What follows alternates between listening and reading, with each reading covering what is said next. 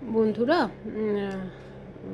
মাননীয় অভিজিৎ গাঙ্গুলির যে 32,000 অন্যায়ভাবে চাকরি পেয়েছিল, চাকরি বিক্রি হয়েছিল, তাদের যে মামলায় তার প্রথমটা তিনি জয়লাভ করেছিলেন, তারপরে সেটা খারিজ হয়ে গিয়ে দেখলাম যে নতুন বিচারপতি রায় দিয়েছেন যে তাদের পরিবারের কথা ভেবে তাদের চাকরি বহাল রইল।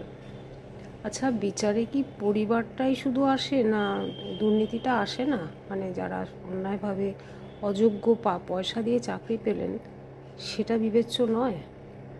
মাননীয় অভিজিৎ গাঙ্গুলি মহাশয়ের মুখ থেকেই শুনছিলাম যে বিচারে একটা যারা চর্চা করেন, উনি বলছিলেন আর কি, যারা আইন চর্চা করেন, সেখানে একটা কী টার্ম ইউজ করলেন আমার মনে নেই, ওইখানে এটা একটা তার পার্ট, মানবিকতা, কিন্তু তার সঙ্গে অন্য পার্টগুলো ম্যাচিং হতে হবে। এই ভয়াবহ দুর্নীতির সব দূরে সরে গেল শুধু পরিবারের কথা ভেবে। তাহলে যারা যোগ্য প্রার্থী পেলেন না, পাননি, তাদের কি পরিবার কারণ নেই?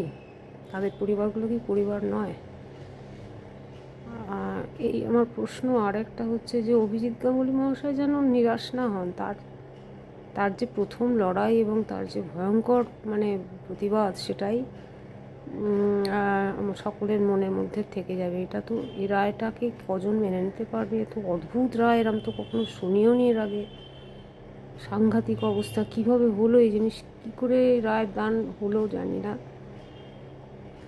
আর তৃতীয়ত, এই যে পুলিশ, থানা, কোর্ট কাছারি, এই সব এত কি আর দরকার থাকবে?